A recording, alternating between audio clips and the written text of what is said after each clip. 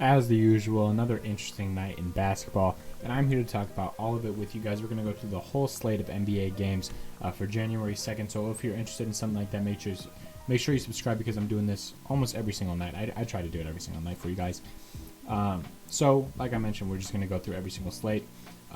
So we're going to start off with the Pelicans and the Raptors. The Pels put up 120, beat the Raptors by 4. Ingram and Zion, 31 for Ingram, 21 for Zion. Pretty modest game all around. Lonzo did put up double-digit points again, which, with his inconsistency, is nice to see him have only one real bad game this year. Again, Siakam underperformed. Van Vliet played okay. He was just inefficient. They're just not seeing the same production from their role players, and I guess they're stars. They're just not seeing the same production overall for the Raptors, and they dropped to the bottom of the conference. I wasn't really a believer in them in the first place. I thought they'd make the play-in, but they are proving that they are not worthy of that at this moment. The Knicks beat the Pacers 106-102. RJ Barrett put up 25. It's always great to see for the New York fans that your young scoring star is scoring efficiently. The Pacers, Malcolm Brogdon put up 33. Sabonis didn't have a typical game. He put up 13 and 13, and that at the end of the day led to the loss. The Cavs beat the Hawks 96-91. This one was a little bit of a choke job. The Hawks put up almost 40 in the first quarter and just slowly declined from there. For the Hawks, no one scored more than 20 points. They didn't have a ton of help. The Cavs, Colin Sexton put up 27. Bad game for Garland, but Andre Drummond played his role.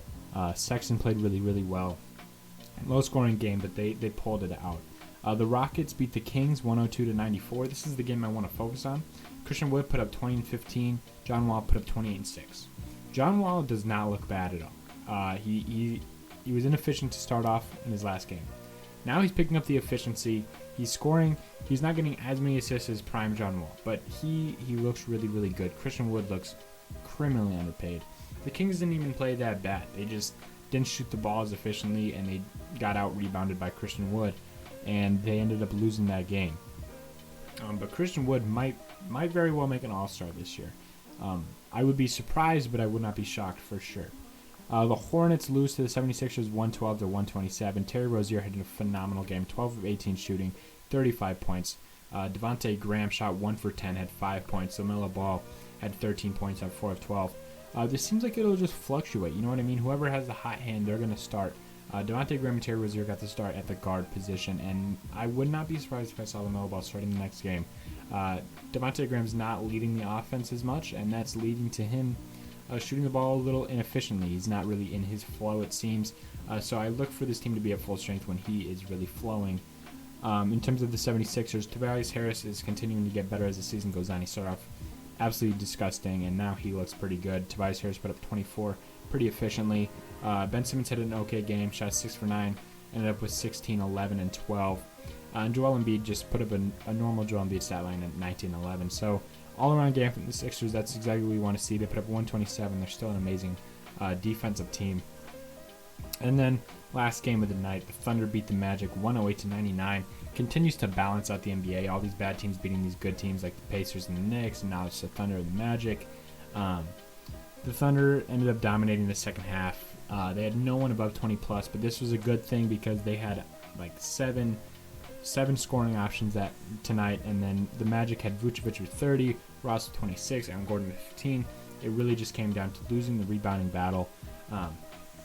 But at the end of the day, pretty modest game day for the NBA. I'm looking forward to tomorrow.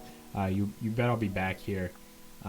If not tomorrow, then you already know it'll be the next day, recapping everything. I also do want to mention that in my last video I made, it was talking about the Washington Wizards, and they got their first win last night by about 30 points over the Timberwolves.